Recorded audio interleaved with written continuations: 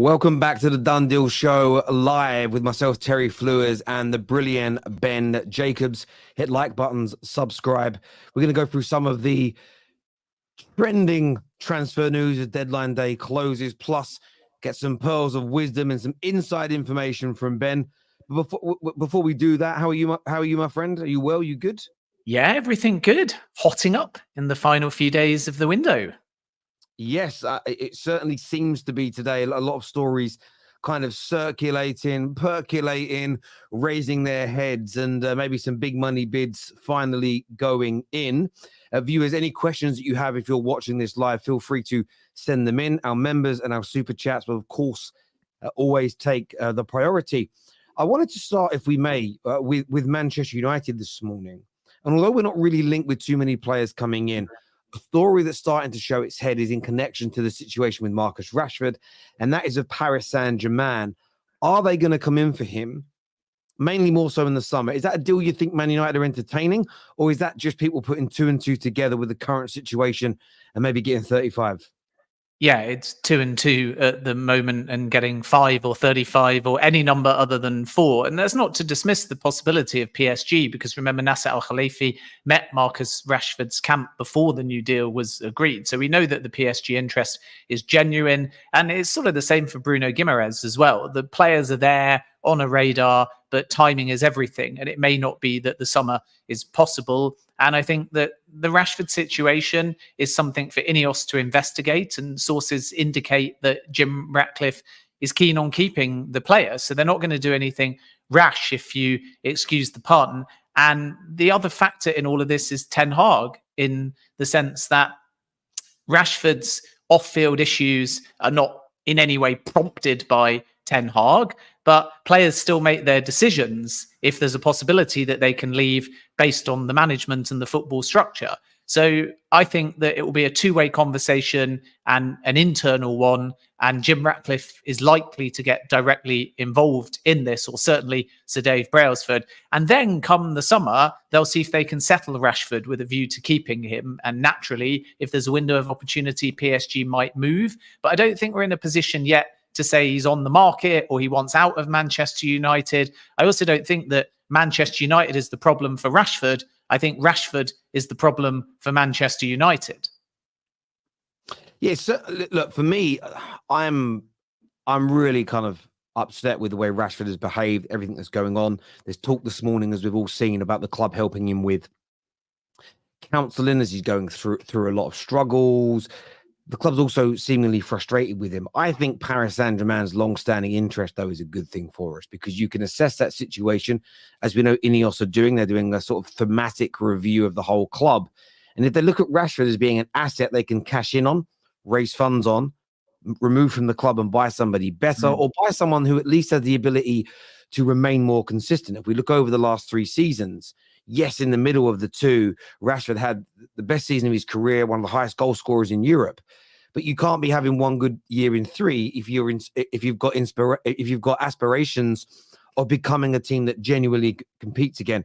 So I think PSG's long-standing interest is and with Mbappe leaving, is something I think United need to keep alive, need to keep warm, because it could become a point where we say, actually, we need to move on from this individual ourselves. So I know nothing's happening today, nothing's going to happen tomorrow on deadline day, but I think it's one to, I personally feel like it's one to keep an eye on, should Ineos decide that maybe, just maybe, Rashford's been here too long with all the problems the club has had. It might be right just to cut ties from him, raise some money, and all move on to pastures new. Yeah, I think, again, there's so much change at Manchester United that to preempt Rashford or to judge him on or off the field now is just too early, because the player can be refreshed by a new structure, a new minority investor controlling football, potentially a new manager. I wouldn't want to say that Ten Hag is definitely going, but we also can't say he's definitely staying, because the strategic review hasn't been done yet. So people want black and white, and sometimes you have to wait a little bit for context. Otherwise, you get sucked in, and then there's either outrage because Rashford might go, or some might endorse that move because he hasn't been informed this season. And naturally, Rashford is not thinking like that at this point. He's focusing ultimately on trying to refine his form. And now there'll have to be an internal discussion as to why, for example, a Belfast nightclub night out happened on a Thursday with Friday training. And this is where Ten Hag almost needs to be removed from the situation, because it has to be deeper. And Manchester United have to understand why it's happening. And that's not a job only for a manager. I think one of the strengths of Ten Hag is that he's backing his culture and he's being firm. But one of the weaknesses is he always being fair? And if he is being fair, and I think that we have to show respect to the manager, and some at the football club believe he is, and that when he takes actions, he's being backed from the very top of the football club. But a one-size-fits-all approach doesn't work for Sancho. It might not work for Rashford. So it will need, I think, someone else with a bit more finesse, maybe a sports scientist, maybe a psychologist, maybe a coach to work one-on-one with him. And that might be delegated by Ten Hag, but it might not come directly from him. And I think that Rashford won't want to get sucked into any more off-field headlines. He needs to find his form ahead of the Euros this summer. That will pass. And then we'll find out what the situation is, because once the Euros is over, we'll know the future of Ten Hag. We'll know the new sporting director.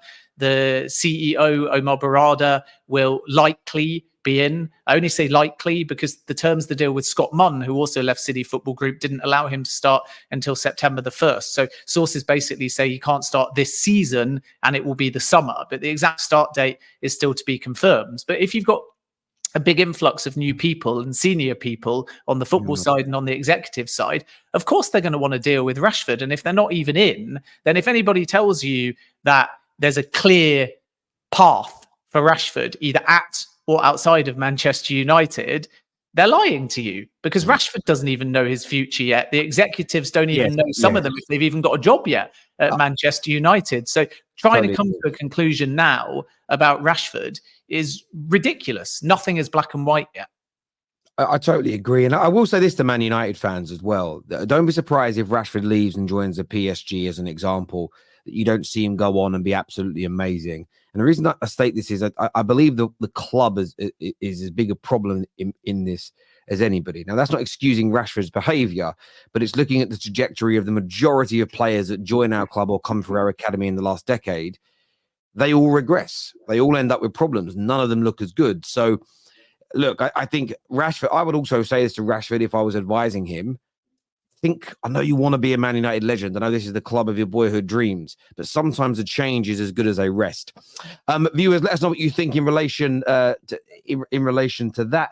Are there any chance of Man United making there was talk of a last-minute striker addition? Choupo-Moting's been mentioned. Is there anything, as far as you're aware, in terms of incomings to Old Trafford in the next 24 or so hours? Nothing at the moment. I feel like it's been one of those windows where the truth is quietness. So often you get asked about something and it's more often than not dismissing it. Maybe that will change in the next 24, 48 hours. A good example, we'll come onto it, is the hamstring injury to Raul Jimenez at Fulham, which might mean that they have to push a little bit harder for Amanda Broja. And then if Broja goes, it can set a kind of merry-go-round of movement, which might still see Chelsea even bring somebody in. So I'm always very tentative at this stage of the window, because as I'm talking, I'm getting lots of messages coming in. So I'm not being rude when I'm glancing down at my phone. It's to try and be as accurate as possible. And things will change very quickly. So time of recording now, the answer's no. And there's never been a guarantee that Manchester United would bring in a striker at this stage. And I think that's partly down to the wrong kind of profile. And it's partly down to cost. So when I say wrong profile, I mean everyone they're looking at is not available right now. And therefore, the kind of players now don't quite tick every box. They're either a little bit too old, or they're a little bit too expensive, or they don't want to come. So I think it's fair to say if Manchester United could absolutely get their way, then Sergio Guirassy would have been one, and Newcastle looked as well. But the player wants to stay at Stuttgart, and obviously part of AFCON So those two things combine and mid-season move becomes difficult. But that's maybe within Manchester United's budget, although they do still have to find that 20 odd million euros. And then the big one, I think, would have been Eric Maxim Choupo-Moting. And if they could have pulled the trigger on that, then they absolutely would have done. And the player's open as well. But the problem is buy-in in all of this, because even though Harry Kane's arrived, and as a consequence, his minutes have been reduced, he still appeared in 17 Bundesliga games. And last season, he scored 17 goals in all competitions. So at 34, Bayern are not necessarily feeling like they want to get rid of him. They value him as a squad player. And that's a roadblock, therefore, for Manchester United. So, of course, things can change in the final hours of the window, but there's never been a guarantee that Manchester United would bring in a striker this window, unless they either got a fee for Sancho up front, or the Sancho situation played out as is, and Anthony Martial ended up leaving. And that's not happened in this window and was never likely to happen in this window. And then all the links with Casemiro's going to go this window, no. Varane's going to go this window, no. That's one for the summer and potentially Saudi Arabia. There was a bid for Wan-Bissaka, but again, Manchester United had always intimated that they didn't want to accept that. So nothing progressed with Al Nassr, and now the Saudi window's shut. So when you add all of that up, Manchester United haven't had enough outgoings to fund an incoming, and that's why I think that it's going to be a quiet window for them. Yeah, that makes perfect sense. Viewers, any questions relating to United, let us know in the comments section. Moving to West London and looking at Chelsea, with some outgoings to begin with. Two names that Chelsea fans are intrigued to know what's going to happen with by close of business tomorrow, and that's Broja and Conor Gallagher, still both linked with potential moves away as the deadline draws near. What's the latest in relation to those two, my friend? Well, there's going to be a lot of talk about Chelsea. Broja's the one to watch. Gallagher is a very interesting situation, but perhaps less likely comparative to Broja. It would be a big surprise if both went within the next day or so. Remember, by the way, it confuses everyone. The window actually shuts February the 1st, not today at 11 p.m. So we've got about a day and a half remaining. With Broja, I think, as I've already said, Wolves and Fulham are the two main clubs. There were conversations between Monchi and Chelsea about a possibility of Broja going one way and maybe John Duran as part of a swap deal, but nothing has developed there. So we're looking at Wolves and we are looking at Fulham. I think that Wolves are more unlikely because it doesn't appear that they either want to place an offer or place an obligation on a loan bid. So yesterday morning, they had a straight loan rejected, and they're well aware from conversations that Chelsea want an obligation as part of that loan. And unless the price drops significantly, then I think Wolves will not proceed. But let's wait and see, because maybe as you get really close to the deadline, Chelsea's price comes down and it changes the situation. Fulham, on the other hand, have urgency, and they had in many ways planned to bring in a striker, to the point where even though they made a verbal offer for Andre at Fluminense, a midfielder that they rate and that they basically agreed terms with on the player side in November, December, in and around the Copa Libertadores final, they've not pulled the trigger on that. And that was about 35 million as well, something in that ballpark, maybe a few million cheaper. So there's this pot of money that potentially is going to be a club record for Fulham. And they chose not to move on Andre because the striker's the priority. And Marco Silva would love to get something through the door. But there's financial considerations. And you may remember a few weeks ago with Andre, I said that I felt from talking to sources, it hinged on Palhinha being sold. Bayern didn't come in for Palhinha. And it wasn't just about selling Palhinha because they knew that he wanted that Bayern move, and that may well re-emerge in the summer. It was a financial consideration. If you can get 50, 60 million for Palhinha, then you can comfortably spend that 30, 35 million and still feel like you're well within the financial rules, which is of big concern to Fulham. Without a major outgoing, even with the Mitrovic money that they got over the summer, which was good money on good payment terms, there's perhaps a worry that spending now will put pressure on Palhinha being done very, very early once the window opens because of that financial deadline, potentially even pre-agreed. And if it isn't, then Fulham might be in hot water. So if Marco Silva got his way, they'd bid loan with obligation for Broja. They would get him for 25 to 30 million. And then the loan with obligation would allow them to structure the deal to stay comfortably within the financial rules. But Chelsea are also thinking about the financial rules, and they're also thinking about Broja being a very sellable asset. So that suits Fulham, but it doesn't suit Chelsea. Chelsea feel like they might be able to get 35 million plus. Some say as high as 50 million. Fulham want half that. So there's a gulf in valuation, but it's moving very quickly. And I do think Chelsea will come down on price, but whether they come down to 25 or 30 million remains to be seen. But I would expect Fulham to try in the next 24 hours. And I think that on the one hand, we can say they're the most active club, but I'm hesitant to say the word front runner, just because if Chelsea do stick to their valuation, nobody's a front runner, because I don't think anybody will pay the price that Chelsea are looking for. Absolutely. I think a lot of football fans think that the Broja is being hugely overpriced at this moment in time. What about Conor Gallagher? Because he's been linked to Tottenham for the entirety of this January window. Is there going to be a bid from Spurs in the next day and a half? And could you see Conor Gallagher exit this Chelsea squad? Again, it's a complex situation. It's a little bit of a broken record type answer because the situation hasn't changed significantly. If an offer comes in for Gallagher, Chelsea will seriously consider it. That's the club policy because he's into the final 2 years of his contract. No further along with a new contract.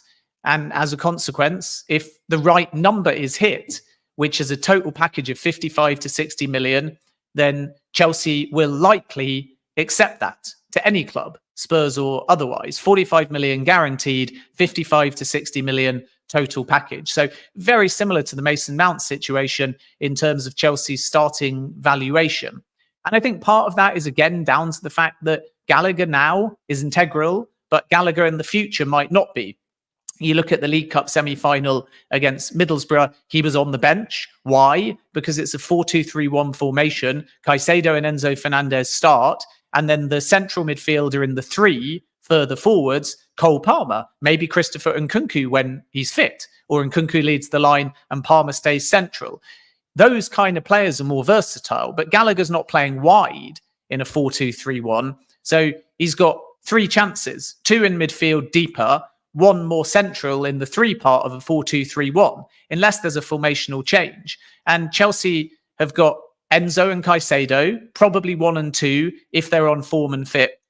They got Lavia. They've got Leslie Okwuchukwu. They might bring in another midfielder. They've got Andre Santos still currently at the club. So Conor Gallagher could fall down the pecking order, despite the fact he's in incredible form. Or the window could shut and he could be offered a new deal to settle him. But a new deal will be similar money to Moises Caicedo. So about £150,000 a week.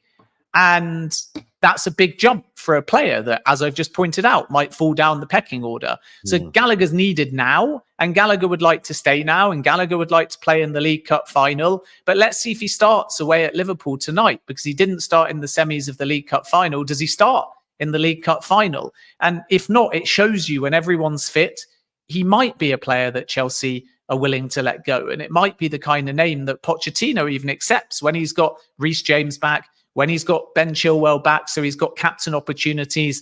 Levi Colwill can even have the armband and has done this season. Maybe Gallagher becomes less important. And this is why I think Chelsea are delaying on advancing on a new deal to see if an offer comes in. Tottenham in the summer window thought 35 million was about their max. And now to get Gallagher, they have to add about 20 million onto that package. So it will be a big surprise with Højbjerg also staying at Spurs if they table a formal offer, but it can't be discounted. It's one to watch until the very end of the window. But I think that it's more likely as it stands that Gallagher will still be at Chelsea once the January window shuts. And then we have to wait and see whether this inevitably re-emerges during the summer. And of course, by the summer, the price will drop because there's even less time left on the contract. And Chelsea know that. So 60 million now, if that's the top end number, maybe becomes 45 or 50 million again come the summer, because then he's only got a year left on his contract. Absolutely. Definitely one to worth watch. I think one thing that's clear to me that feels almost undeniable is that he is not a player that the Chelsea hierarchy, the Chelsea board see as absolutely quintessentially important to their future, although he's played a big role so far this season. So it's going to be one to watch. There's no doubt about it. And Spurs fans, if you guys go in for him, is he really what you want? Is he the upgrade to your midfield? Is he better than the Oliver Skips and co, the Højbjergs that you want out of your football club? I'd love to get your views and opinions on that in the comment section. There is a story today, though, that's broke that I've seen put out. I saw it in the Evening Standard that Chelsea may make a late swoop for the Lille star Jonathan David. What is your understanding of the player, his potential exit from Lille? And could you see Chelsea making a move for him or any other striker in the next 24 or so hours? Yeah, it won't be Jonathan David. I don't know where these links have come from, but there's nothing in it. I think that at Lyon, the situation is that there's always a lot of games. And it's true, by the way, that they absolutely have tried before to kind of push players if they possibly can at highest possible values.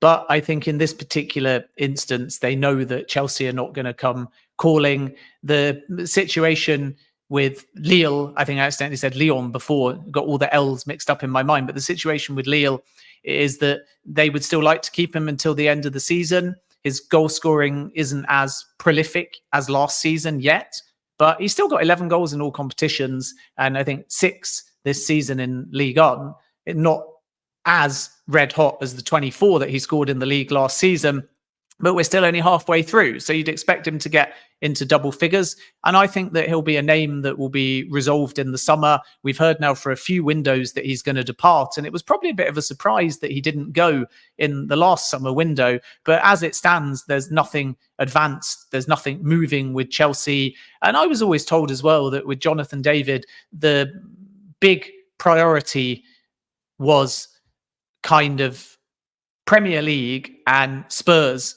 were the club that had sounded out a possibility. And then when there was all change and Postecoglou came in and Scott Munn came in, and obviously Paratici got his ban, everything kind of collapsed and there was no movement. So Tottenham could reignite that potentially in the summer. I think that with Chelsea, the only significant person within the club, if we go back historically, that was talking about Jonathan David was Graham Potter, and he's now gone. So I'm not aware of anything advanced or even any approach between Chelsea and Jonathan David at this point. I think it's games coming out of the either player camp or Lille side. And even though he is definitely one to watch for the summer, I don't think that there's too much in terms of concrete links between Chelsea and Lille and David as it stands. And time is obviously running out in the window. The thing with Chelsea, I've said it many times, is if they're going to bring anybody in, it has to be the right name. Otherwise, it's going to be no name. And that's a key point, because the right names that Chelsea are looking at and the profiles Chelsea feel that they can get, they will be available as their top priorities in summer. And that's Osimhen. And I think Chelsea are going to go all in on Osimhen. I think we can't rule out Benjamin Sesko, because it might be two. It might be one young and one slightly more established, both under the age likely of 25 or so, but one that is big money and established and prolific. And then a second one that is a little bit less proven, but can fight and can compete and can develop and can maybe also give the opportunity for Chelsea in game management situations or certain matches to change their formation and play two up top, which is also not beyond the realms of possibility. But I'm not aware of anything significant at the time of recording anyway between Chelsea and Jonathan David. there we go. I had a few people messaging me about that story this morning, so I said we would, of course, bring it up and have that conversation on the show today. Viewers, please make sure like buttons have been smashed. Make sure you are subscribing to the Football Terrace as well. If you haven't done so yet, turn on those bell notifications. Staying in London before we touch on Liverpool, another story that's sort of gone around today in the English press is Dominic Solanke. Tottenham rumoured to be eyeing a move for him. I know over the course of this January window, Arsenal's name has been mentioned. I think Chelsea's name was mentioned very early on. Could you see him potentially leaving Bournemouth in the next day or so?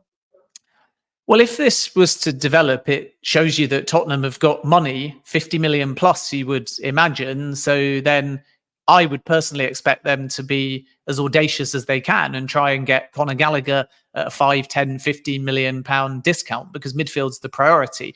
The only caveat to that is if Højbjerg stays and they genuinely think that Solanke is a kind of Kane-like replacement, then you can move now. But all indications in the closing hours of the window were that Spurs are going to look to bring in a striker in the summer and were looking to bring in a midfielder in the final few hours of the window.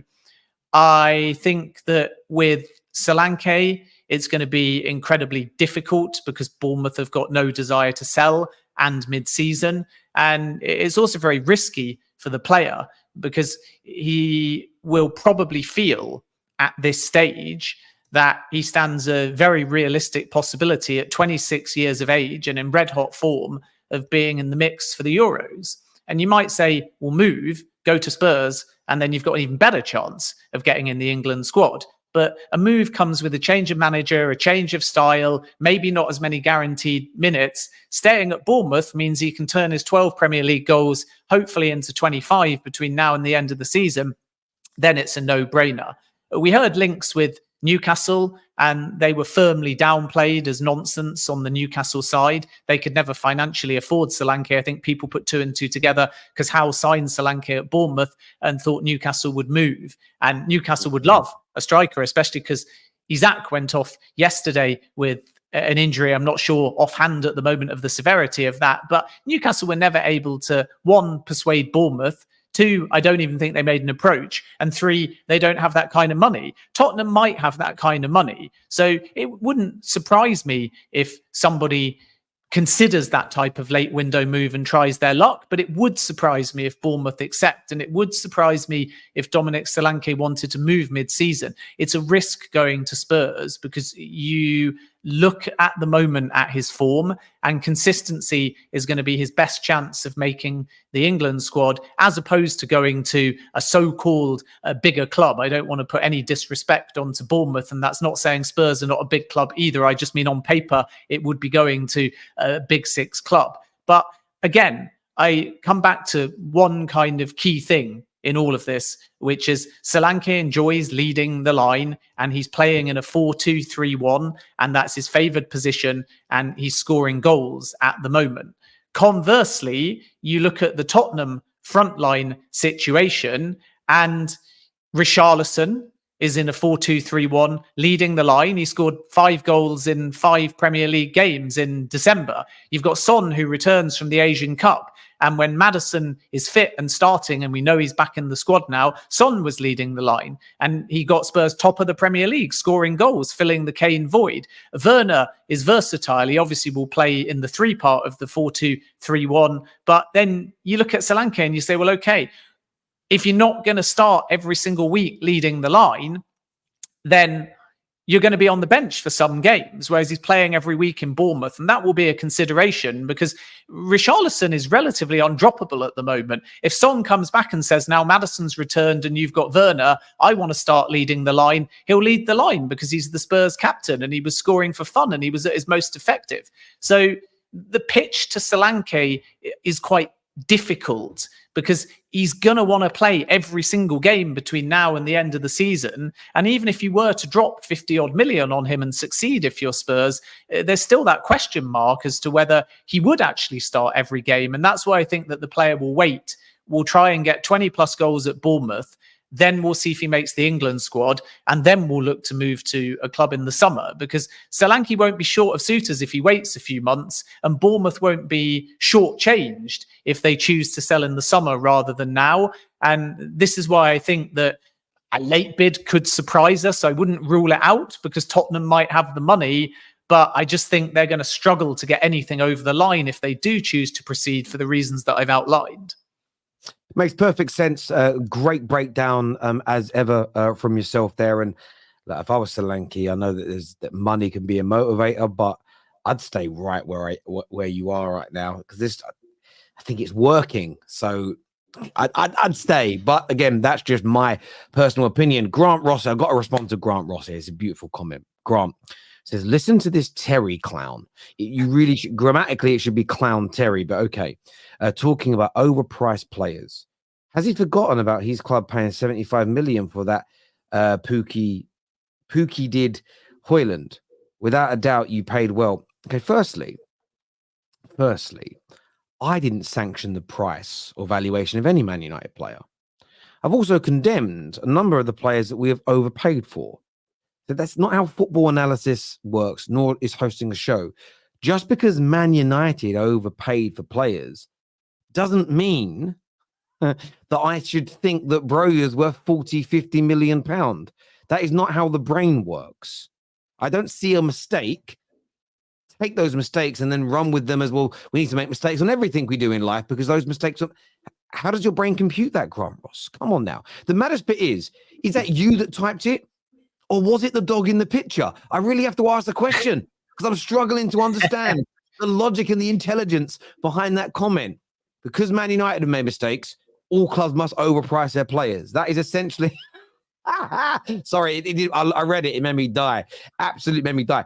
In terms of Liverpool, I wanted to touch on them, because obviously big news last week came out of almost nowhere that Jurgen Klopp was on his way out. Although there have been a few rumors in the last few days that it got announced this way because it was about to break.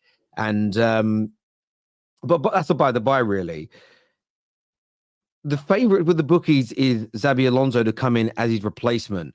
What's your understanding of the latest goings on at Liverpool for the replacement for Klopp? But also it appears that Liverpool are pushing really hard. You know, they tried to bring back Michael Edwards as an example to sort of bring some stability back to the football club. What's your understanding of the latest goings on there in relation to backroom staff and, of course, their need now and their pursuit of a new manager? Yeah, I think Liverpool always have a plan. I know that Klopp's departure was a shock publicly, but remember, he told FSG and the senior leadership team in November, so a succession plan is in place. And one of the reasons why Klopp chose to announce early was because he and Liverpool were well aware that they have to reach out to candidates. And as soon as you do that, it's going to get out anyway. And Klopp wanted to be the first to tell the fan base and ultimately the wider football community. So Liverpool haven't made any formal approach to anybody yet. And they'll do their due diligence with a number of names. I would expect as many as 7 on the list from what sources say.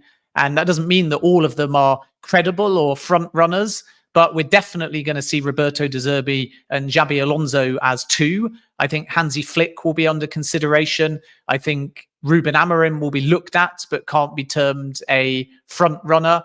And then there'll be a number of other linked names. Steven Gerrard is not in a position where he's at the level to manage Liverpool. I wouldn't rule out some kind of future coaching opportunity, but Liverpool will probably be respectful to Gerrard. If Gerrard comes to Liverpool and says, can I have an interview? They'll probably give him an interview, but I don't think we can refer to him as one of the top 4, 5, 6, 7, even 10 candidates, despite his links with the club. With Alonso specifically, it's important to note, when I exclusively interviewed the Leverkusen CEO, Fernando Caro, he told me there's no written clause that allows Alonso to just pack up and leave for Liverpool or any of his other former clubs. But he added, sometimes you don't need an agreement on paper to have an agreement, which suggests that Leverkusen won't stand in Alonso's way. So you would fully expect Alonso to seriously consider Liverpool, and he's the right profile and he's doing wonderful things at Leverkusen. He has them top at the moment of the Bundesliga. So it's normal that he will be a leading candidate as it stands. But Liverpool are full of surprises. And I honestly expect them to do their due diligence and also be aware that there's no absolute guarantee that Alonso will leave Leverkusen, and there could be other movement. I think the feeling with Thomas Tuchel at Bayern, another club that Alonso will be linked with, is that he'll stay until at least 2025, but that's a vacancy that maybe will come up in the next few years. We know that Ancelotti is not going to be at Real Madrid forever. So Alonso, like De Zerbi, could also bide their time because they might also have another club in mind, and Alonso may want to continue the Leverkusen project. The only thing I think that Liverpool have got to their advantage is just that even if Alonso stays at Leverkusen, there will be one or two big names that leave Leverkusen in the summer. In likelihood, they've done well to hang on to some players like Jonathan Tah, just to name one example, up until now. And they've done that because of the manager, and they've done that because of the form. But I think that Alonso might choose to leave Leverkusen on a high rather than risk doing wonderful things this season and then not being able to back it up. And some summer departures might be a part of that. So he's going to be one to watch, but I'm not aware at the time we're recording this that Liverpool have pre-lined up one candidate. I'm also not aware that they've even spoken to anyone formally yet. They've only discussed internally, and that's why there's 6, 7, 8 names on the list. And the other thing to point out is that they are highly, highly likely, because they knew about this departure a lot earlier, to go first for a sporting director and then have that sporting director in as early as possible, and then also allow them to input on the search for a manager. With Michael Edwards, I think that the approach was overblown. It's, again, normal, knowing that he's highly rated and a free agent or a freelancer. He's doing things now. His break is over, but he's not affiliated to any one club. It's completely normal for Mike Gordon to pick up the phone and sound him out. But that sounding out was not to come in and be the sporting director. It was to oversee the restructuring. So a short-term gig, probably as consultancy, to allow an experienced name to add stability in the transition period before the full-time names are selected. And I think Edwards just felt that he didn't want to come back into Liverpool. He didn't want to go into any club at this point. He's taking his time. He's easing himself back into football. Maybe he does eventually join another club, but it doesn't look like that's going to be Liverpool, even in a short-term capacity. Yeah, and I think I might have misspoke in the opening sentence. I don't think Liverpool are in an unstable situation right now, even with Klopp leaving. I think you phrased it better than I did. That it's looking at Edwards, it's adding that extra stability and ensuring that things do run smoothly, because there are a lot of rivals that think, there's a lot of rivals that think Klopp's leaving, that's Liverpool about to capitulate and fall apart again. And I just don't get the sense that Liverpool have built their whole infrastructure around Jurgen Klopp, and that him leaving means they're going to return back to the Hicks and Gillette, Roy Hodgson days where everything is going to fall apart. Of course, there's going to be an impact losing one of the best managers in the world, one of the greatest managers of his generation. But it doesn't appear to me from the outside looking in that there's a panic at Liverpool, as many rivals are suggesting. No, there's no panic at Liverpool. I mean, on and off the field, it's always been the case. They get hammered because try for Bellingham, didn't get him, backed off, put 100 million for Caicedo, didn't get him, tried again for Lavia, didn't get him. Panic. Klopp leaving, panic. Sporting director, even though it was planned, panic. But I think that fails to note, and maybe it's because Liverpool are so secretive, maybe it's because they don't leak as much as other clubs. It fails to take into account the fact that Liverpool have always got a plan. And when we hear about Liverpool's plan, it's not knee-jerk. It's been known and cultivated for months, and then it finally gets out there. So you can hammer them for the points I mentioned over the summer, but what did they do? They got Alexis McAllister at an incredible price. They got Ryan Gravenberch, who they wanted when he was still at Ajax, let alone Bayern. They got Dominic Soboslai for big money, who, when fit, has been incredible. And then they got Endo, and everyone went, oh, Endo. And suddenly everyone's like, Endo's a pretty inspired signing. So that's an incredible midfield revamp. And I would expect them to do the same in the summer with a defender. And should Mo Salah leave, whether it's 2024 or 2025, I would expect them to discreetly and thoroughly start a process to replace him and get it right, because 9 times out of 10, Liverpool get it right. It's tough when you've got a whole era where you're getting 90 plus points in the Premier League, where you're fighting for quadruples to sustain that, because eventually after 4, 5, 6 seasons, of course, you're going to use the players that sustain that success. And then one day they all get to 30, 31, 32. And the revamp for any club, Chelsea are finding this, will be a step back to make 2 steps forwards. So there's always this panic about why is everyone leaving Liverpool? Liverpool don't know what they're doing. I heard it with Ian Graham as well. I said it on this show. And everyone said, oh, wow, it's another that's gone. How are they going to replace him? Well, guess what? They found an internal replacement. And before anyone even knew that Ian Graham was leaving from the data department, they spent months and months and months making sure that the replacement that nobody even knew about was basically running the department. And then when it was finally announced, the transition was smooth. And this is what Liverpool do. There's guys behind the scenes like Barry Hunter, the chief scout, an incredible professional, highly rated in the industry, ex-Manchester City as well. He's been there now for donkey's years, never really gets heard of because he doesn't tend to do interviews. He doesn't tend to put himself out there at conferences, but he's part of the senior leadership team as well. You got Billy Hogan, did the press conference, but again, doesn't speak as much as others within the industry. But just because you don't hear from these names, it doesn't mean that they're not doing their job. It doesn't mean that they're not planning ahead. It doesn't mean that they've not got a strategy. So Liverpool will be absolutely fine without Klopp, without a short-term sporting director in York that was never meant to be anything longer than a couple of windows. Liverpool always have a plan. And the fact that we as media don't always know the plan as early as other clubs is kind of credit to Liverpool because they're discreet and secret. It's stressful for us as journalists because we're thinking, what are Liverpool doing? And we have to dig a lot harder and we have to be a lot more aggressive because Liverpool are not a leaky club. Liverpool are a well-run, professional, secretive club that work hard, that work discreetly. And I can guarantee you, when we know about something Liverpool's leadership have known about that, whether positive or negative, for months and months before.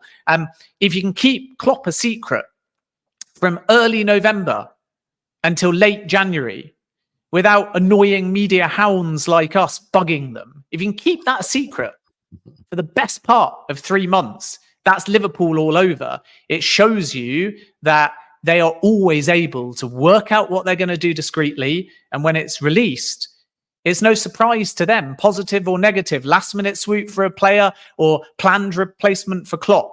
They always are months ahead because they're planners. And this is why I think they'll be absolutely fine in the post-Klopp era.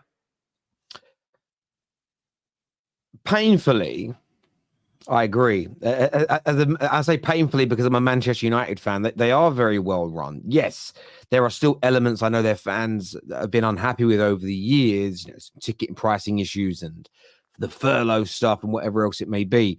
But even brilliantly run football clubs make mistakes. Man City are one of the best run clubs in the world. They've still made mistakes, still signed some of the wrong people. These things happen. But I think people are laboring under an illusion. If they listen, they may drop off. That could happen. But I think people are guessing they're going to and hoping they're going to and praying they're going to, more so than truly believing it. And as we all know, like a broken clock is right twice a day. And if you throw enough negativity out about enough football clubs, at some point you get some of these predictions right. And that's what some people do. And I think they're hoping for that with Liverpool. But as you say, the fact they've kept it under wraps for so long, when multiple people at Liverpool knew, just tells you, for me, is a sign of how well run they are, especially with the same people that like shitting on Liverpool right now. They heavily criticize Man United for being leaky and not being organized and say that's why we're struggling. Liverpool behave in the opposite way, but yet their logic doesn't go with them in that direction. It's very strange to me. It really is. There's a comment here that says, just heard who? Zaragoza joining Bayern Munich. Does this strengthen Arsenal's possible transfer with Zubimendo? No, I don't think Zubimendo is going anywhere. Not now. Obviously, the summer will be a different story, but he likes Sociedad. And the other thing to note is that they're still in the Champions League. So the notion that Arsenal were going to get Zubimendo or even Douglas Luiz was wildly overblown because both of those clubs are doing well. I know Villa have hit a little bit more of a wobbly patch, if you like, but still absolutely no indication that anything was going to be possible there.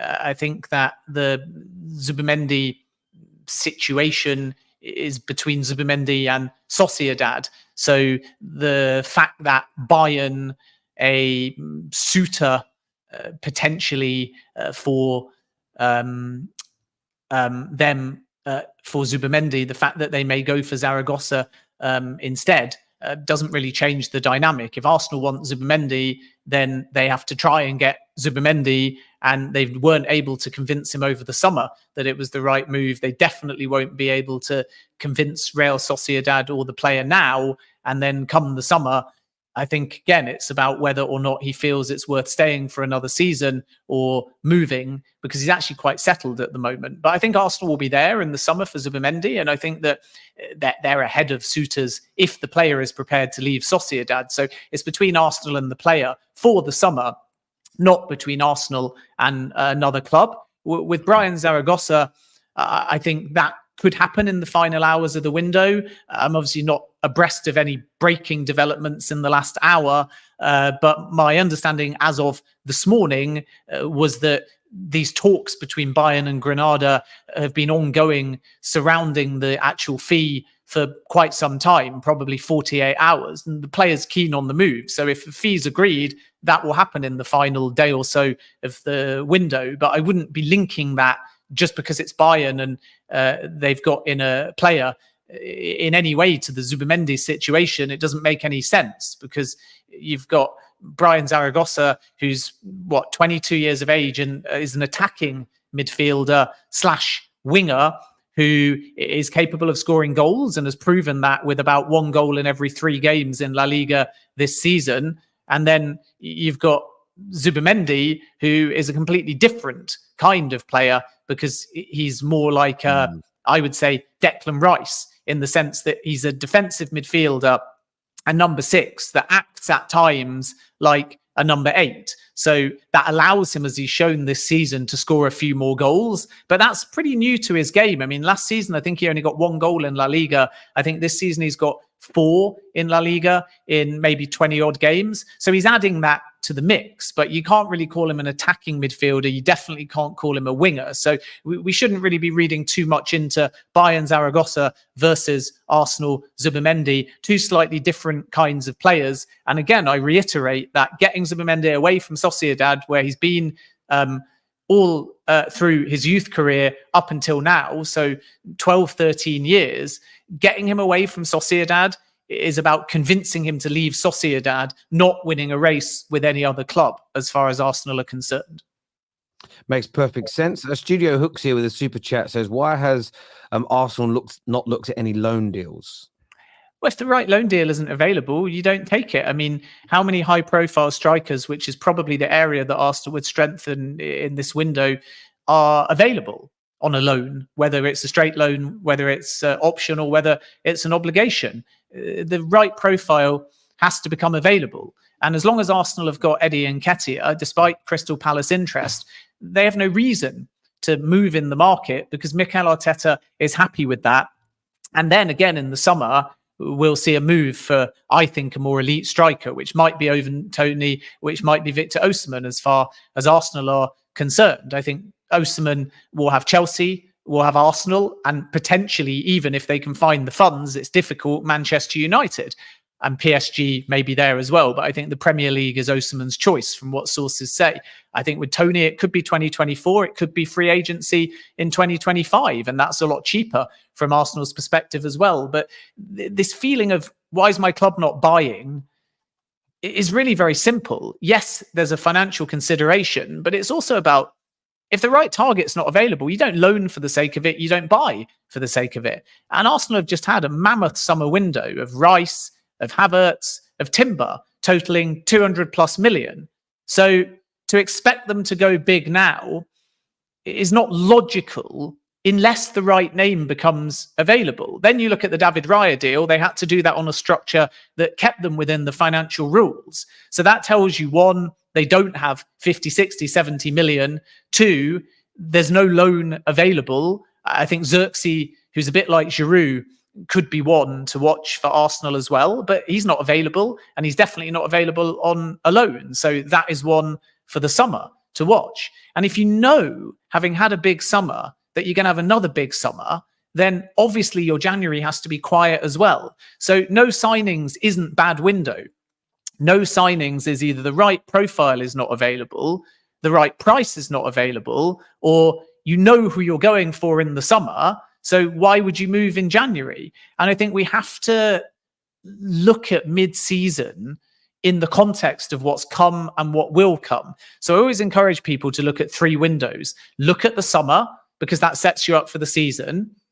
Then, depending on injuries and availability and opportunism, yes, of course, look at January, but it's a seller's market. And then before going nuts, if you do have a quiet January, wait until the next summer, because you might be made to look very stupid when you find out that your club basically didn't move because they're very confident of getting someone in the following summer. And you have to look at it in the context of those 3 windows, not just get annoyed that your club hasn't brought someone in January, because you might not have the finances, you might not have the target. And if you do have the finances and an inopportune name becomes available, what's the point? Because everyone's going to get excited for 24, 48 hours. And then when they see them play, they're going to say, well, he's not even better than Nketiah. He's not even better than Trossard. He's not even better than Jesus. He's only on the bench. So what was the point in spending that 20 million? I totally agree. And obviously there's a big story that's come out in the last 24 hours from, there's a big Neapolitan journalist who has said that Arsenal have now entered and started some early conversations surrounding the Victor Osimhen thing, which very much echoes what you have just said. And I said this to Arsenal fans all January. I get you want to win the league now and you want to sign somebody. But if Osimhen, if Tony, if somebody that's a genuine marked improvement on what you've got is not available now, if they're not available because the club won't do business, the player says, I don't want to leave until the summer, or your club doesn't have the money right now, or a combination of those things, I always say to people, I know there is this pursuit of, I want everything now, but a club can't operate in the here and now all the time. You have to, football is sometimes chess. Sometimes you have to hold back from wasting money today and save it for the future. And there's football fans too often come out with these lines of, it's not my money, so I don't care.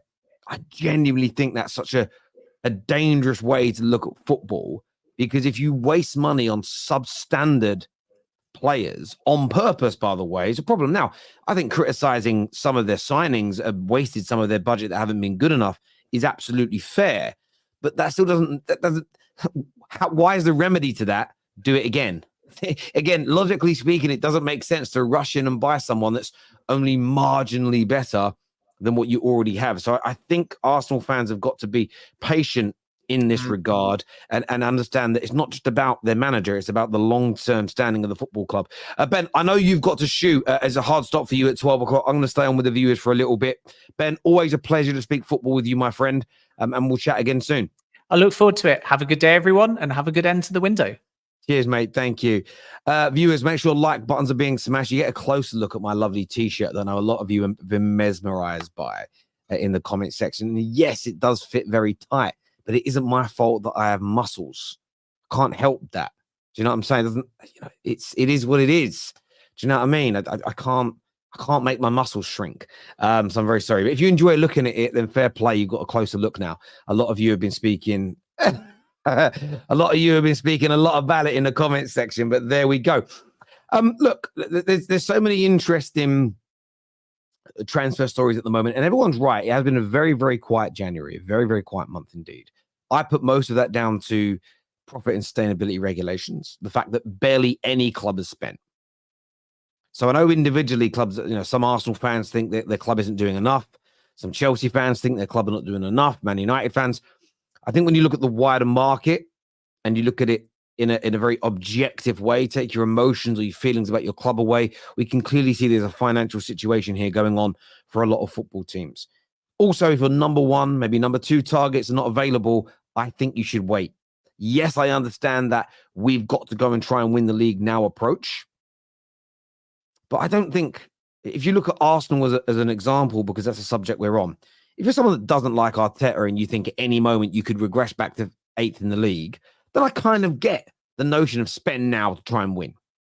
If you're somebody that backs your manager, if you're somebody that thinks you're moving in the right direction, that believes you're going to be challenging this season, next season, the year after, then I don't understand the panic and the desperation to sign now, because that it will lead to you buying poor players. Now, you bought poor players in your planning, or you bought players that haven't succeeded.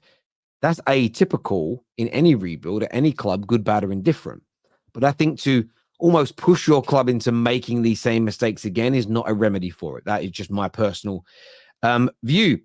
Terry giving a calm down lecture. It's not about calming down. It's about understanding the situation, listening to and reflecting on what you're asking for, and saying, will it work?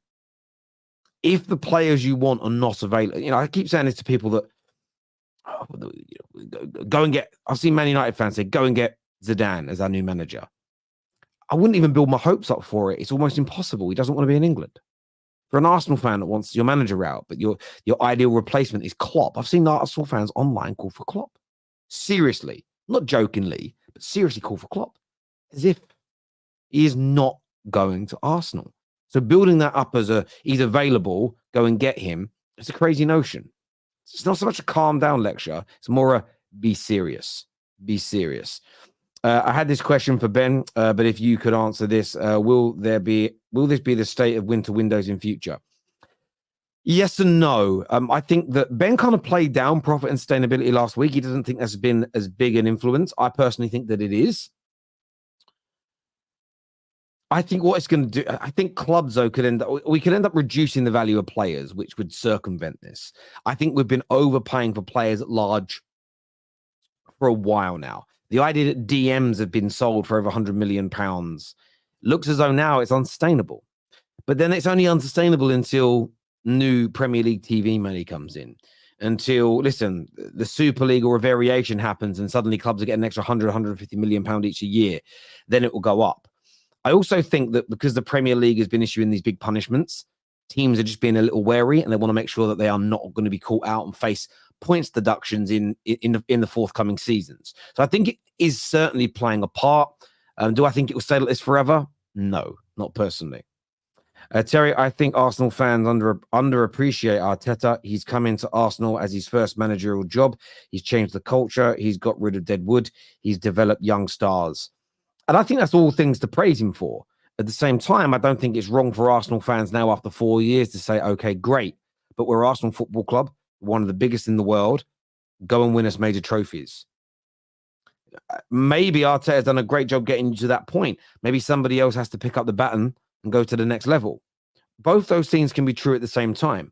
My bugbear is with people that say we're one player away from beating the greatest English team of all time in Manchester City to winning the Premier League, but in the next breath say Arteta has done nothing to improve the football club. Those two things, those opinions are contradictions of one another. That's where I would push back when you're looking for intellectual honesty from people within these conversations. Terry, how do you feel about De Zerbi being destroyed? I'm going to talk about that on the Straight Facts this afternoon. Because I've been looking at some statistics around this situation. You are right. He's won 3 games in his last 16, which isn't great.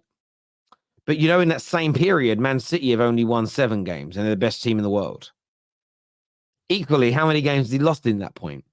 Also, why don't you start it at last 18 games? Or why don't you start it in the last 5 games? Or why don't you... There's lots of ways you can manipulate those stats, and we're going to go through it. Certainly not having the best of times right now, but still in a very similar position to last year, into the knockout stages of a European Cup for the first time. I get he's being crapped on a little bit. I really do think he's being crapped on a little bit, and we'll talk about it a little bit more later. But I think people are, again, the irony is it's the eye test merchants that are really doing this, who tell you that stats don't matter, but they're using a stat to destroy him with. I love it. I love the hypocrisy. But yeah, look, they're not going for a good time at the minute, and they certainly deserve criticism. But people, I think it's being taken too far. But we'll chat about it a little bit later. Look, I want to thank everybody that's tuned into the show today. As I've always said, it means a great deal to us how many of you tune in, how many of you super chat, how many of you hit the like button. Back at 3:30 with Judge Mo and Sava for Straight Facts. So very excited about that. Until next time, take care, goodbye, God bless, and I'll see you.